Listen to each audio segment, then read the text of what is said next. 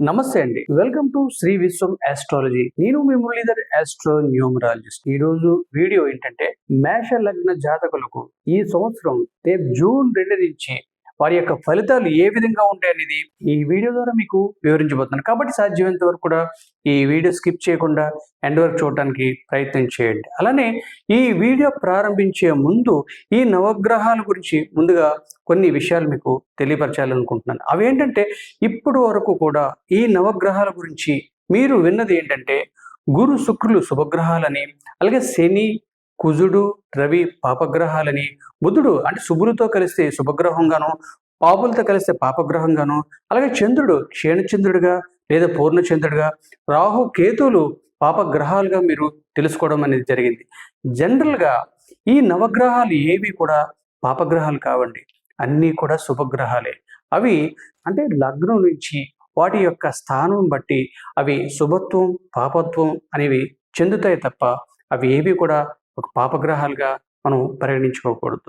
అలానే ఒక జాతక విశ్లేషణ చేసేటప్పుడు ముందుగా ఆ లగ్నాలకు సంబంధించిన శుభగ్రహాలు ఏంటివి, పాపగ్రహాలు ఏంటివి అని విశ్లేషణ చేసి జాతకం మనం అప్పుడు పరిశీలించినట్లయితే ఖచ్చితమైన ఫలితాలు మనం పొందొచ్చు. ఈ విధంగా మనం ఒక వ్యక్తి యొక్క జాతకం పరిశీలన చేసేటప్పుడు వాటికి సంబంధించిన శుభగ్రహాలు పాపగ్రహాలు లగ్నాలు అవి నిర్ణయించి మన ఫలితాలు చెప్పేటప్పుడు ఖచ్చితమైన ఫలితాలు మనం పొందవచ్చు. ఈ విధంగా చూసుకున్నట్లయితే ఇప్పుడు ఇక్కడ మేష లగ్నం అనేది ఉంది. ఈ మేష లగ్నానికి సంబంధించిన శుభగ్రహాలు ఏంటివి, పాపగ్రహాలు ఏంటివి అనేది చూద్దాం. అలానే ఈ జాతక విశ్లేషణ చేసేటప్పుడు ముఖ్యంగా ఇంకో ముఖ్యమైన విషయం ఏంటంటే అంటే ఇప్పుడు మనకున్న 12 లగ్నాలను 6 లగ్నాలుగా అంటే 2 పార్ట్లుగా డివైడ్ చేయడం జరిగింది. అందులో ఒక పార్ట్ ఏంటంటే అంటే గురు పాలిత గ్రహాలు, 2 శని పాలిత గ్రహాలు అంటే గురు పాలిత లగ్నాలు అలాగే శని పాలిత లగ్నాలుగా డివైడ్ చేయడం జరిగింది. ఈ విధంగా డివైడ్ చేసినప్పుడు ఏం జరుగుతుందంటే గురు పాలిత లగ్నాలకు సంబంధించిన ఫలితాలు శుభ ఫలితాలు ఇస్తూ ఉంటే వాటికి ఆపోజిట్ శని పాలిత గ్రహాలు వాటికి ఏం చేస్తుంటే ఆపోజిట్ ఫలితాలు ఇవ్వడం అనేది జరుగుతూ ఉంటుంది.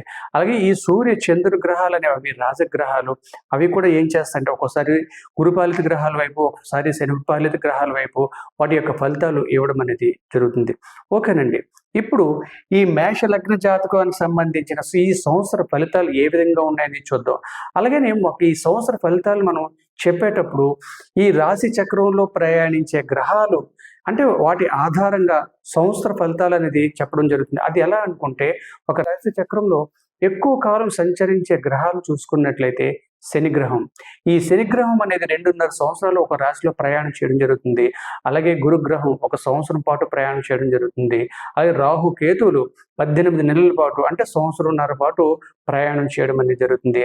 అలాగే కుజుడు చూసుకున్నట్లయితే 45 రోజులు. మిగతా గ్రహాలు చూసుకుంటే ఒక్కొక్క రాశిలో ఒక్కొక్క నెల సంచరించడం అనేది జరుగుతుంది. అంటే మనం సంవత్సరం ఫలితాలు చెప్పేటప్పుడు ఏ రాశిలో ఏ గ్రహాలు ఏవైతే స్థిరముగా ఉంటాయో వాటి ఆధారంగా మనం ఈ సంవత్సర ఫలితాలు చెప్పడం అనేది జరుగుతుంది. ఓకేనండి.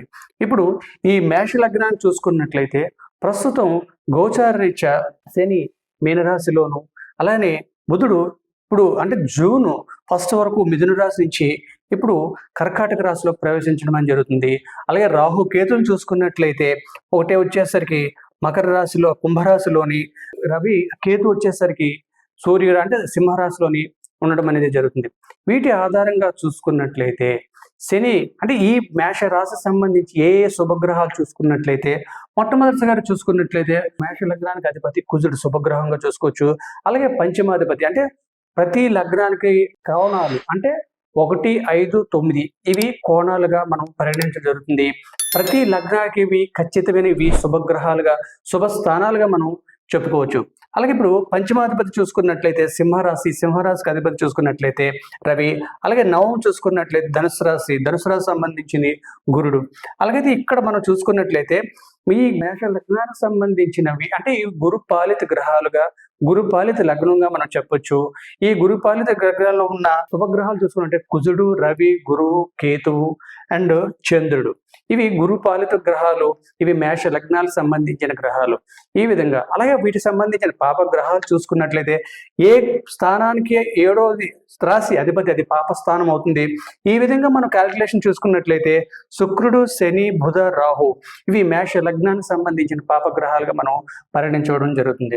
అయితే ఇప్పుడు గురుడు అనే జూన్ 2 నుంచి కర్కాటక రాశిలో ఉచ్చ స్థితిలోకి రావడం అనేది జరిగింది. అయితే ఇప్పటి వరకు కూడా అంటే జూన్ 1 వరకు కూడా వీరు అనుభవించిన ఫలితాలు ఏ విధంగా ఉన్నాయో చూద్దాం. శని గ్రహం అనేది మీనరాశిలోని 12వ స్థానంలో ఉంది. ఇది వ్యయ స్థానం. ఇక్కడ ఈ శని గ్రహం ఉండడం వల్ల, అలాగే మేష రాశి వాళ్ళకి సంబంధించి, మేష లగ్న జాతకు సంబంధించి వీళ్ళు ఏళ్ళనాటి శని మొదటి పీరియడ్లో అంటే 10వ స్థానంలో ఉన్నారని చెప్పుకోవచ్చు. ఈ శని ఈ వ్యయ స్థానంలో ఉండి వాళ్ళకి ఏం చేశారంటే ఇప్పటి వరకు కూడా వాళ్ళు చేసే ప్రతి ఖర్చు దుర్వినియోగం అవడం, అంటే ఏదైనా ఒక వస్తువు అంటే అనవసరమైన ఖర్చులు పెట్టడం, ఖర్చు పెట్టిన వాటి వల్ల ఎటువంటి ఉపయోగాలు లేకపోవడం, అంటే నిల్వ ధనం ఏదైతే ఉందో ఖర్చు అవ్వడం అనేది ఎక్కువగా జరుగుతుంది. అలాగే శనికి సంబంధించిన 3వ చూపుతోటి 2వ స్థానమైనటువంటి వాక్ స్థానం, ధనస్థానం చూడడం అనేది జరుగుతుంది. ఈ 2వ స్థానం చూడడం వల్ల వాటికి సంబంధించిన అంటే వాళ్ళకి ధనం ఎక్కువగా ఖర్చు అవడం జరుగుతుంది. అలాగే కుటుంబ సఖ్యత, కుటుంబంలో చిన్న తగాదాలు రావడం అనేది జరిగి ఉంటుంది. అలానే చూసుకున్నట్లయితే చేతిలో వాళ్ళు మాట్లాడే మాటలు అంటే ఎవరికైనా మంచి సలహా ఇచ్చినా సరే అది ఎదుటి వ్యక్తి దాన్ని చెడుగా తీసుకొని లేనిపోయిన గొడవలు రావడం అనేది జరుగుతూ ఉంటుంది. అలాగే శని తన 7వ చూపుతో 6వ స్థానాన్ని అంటే 6వ భావాన్ని చూడడం అనేది జరుగుతుంది.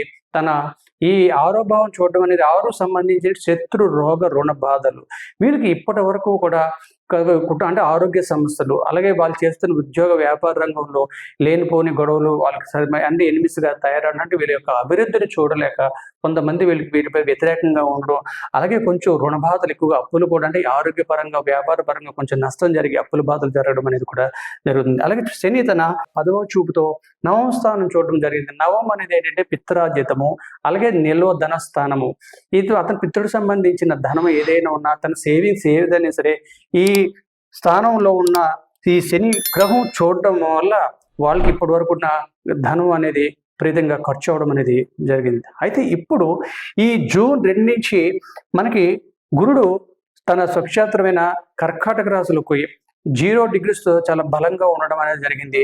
ఈ బలంగా ఉండి తను ఏం చేశారు, తనకున్న పక్క చూపులతో అంటే గురుగ్రహానికి సంబంధించిన చూపులు 5, 9, 7 ఈ 3 చూపులతో చూసి శనిని తన 9వ చూపుతో లాక్ చేయడం అనేది జరిగింది.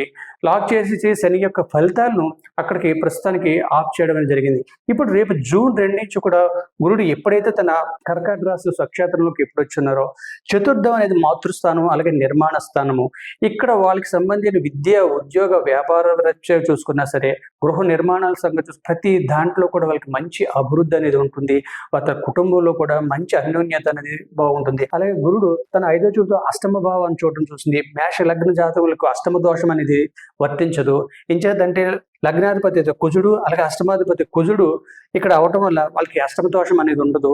తన 5వ చూపుతో లగ్నాన్ని అంటే తన కుజుడిని ఇక్కడ అష్టమ స్థానాన్ని చూడడం వల్ల అక్కడ కుజుడు అనేది భూమికి సంబంధించిన కారకుడు అవ్వటం వల్ల తన భూమికి సంబంధించిన ఎటువంటి ఇప్పటివరకు ఏమైనా ప్రాబ్లమ్స్ ఉంటే అవి క్లియర్ అవడం జరుగుతుంది.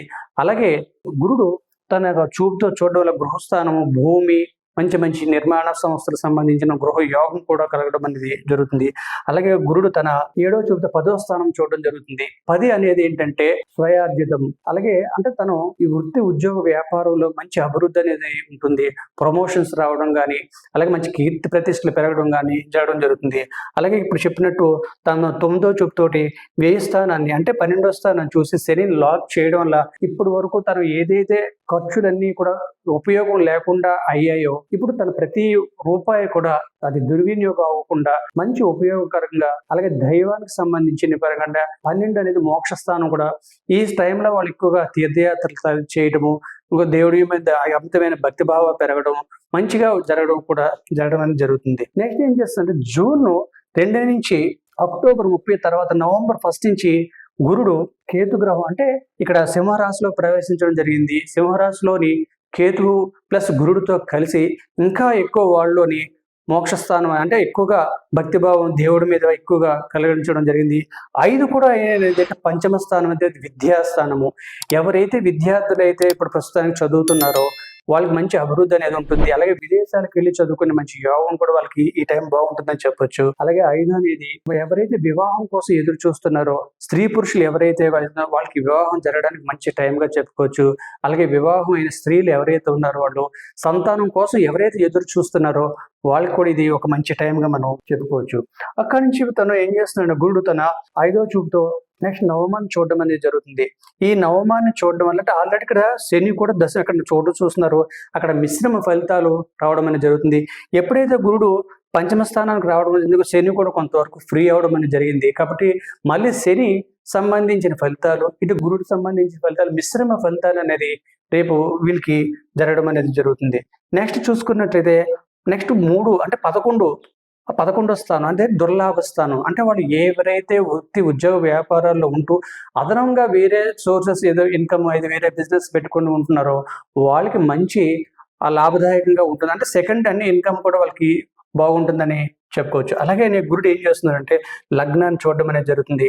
ఎప్పుడైతే గురుడు లగ్నాన్ని ఎప్పుడైతే చూసిన లగ్నం అనేది ఏంటంటే మన దేహం సంబంధించింది, మన మంచి ఆరోగ్యాన్ని అంటే ఈ సంవత్సరం అంతా కూడా వీళ్ళకి ఆరోగ్యపరంగా మంచి ఎటువంటి సమస్యలు అనేవి రేపు జూన్ 2 నుంచి ఎటువంటి సమస్యలు లేకుండా ఉంటాయని మనం చెప్పవచ్చు. కాబట్టి ఇప్పుడు ఈ మేష లగ్న జాతకులకి జూన్ 2 నుంచి ఈ సంవత్సరం అంతా కూడా మంచిగా అన్ని విధాలుగా అంటే విద్య, ఉద్యోగ, వ్యాపారం, వివాహపరంగా, సంతానపరంగా ఇలా ప్రతి రంగంలో కూడా వీళ్ళకి మంచి అభివృద్ధి అనేది బాగా ఉంటుందని ఈ వీడియో ద్వారా మీకు వివరించడం అనేది జరిగింది. అయితే ఇంకా మిశ్రమ ఫలితాలు అంటే శని యొక్క ఫలితాలు తగ్గాలి అనుకుంటే శనికి సంబంధించిన పరిహారాలు వీరు చేసుకున్నట్లయితే వీళ్ళకి ఈ సంవత్సరం అంతా రేపు జూన్ 2 నుంచి బాగుంటుందని ఈ వీడియో ద్వారా మీకు వివరించడం అనేది జరుగుతుంది. కాబట్టి సాధ్యమైనంత వరకు కూడా ఈ వీడియో నచ్చినట్లయితే ప్లీజ్ షేర్ చేయండి, కామెంట్ చేయండి, సబ్స్క్రైబ్ చేయండి. థ్యాంక్ యూ అండి.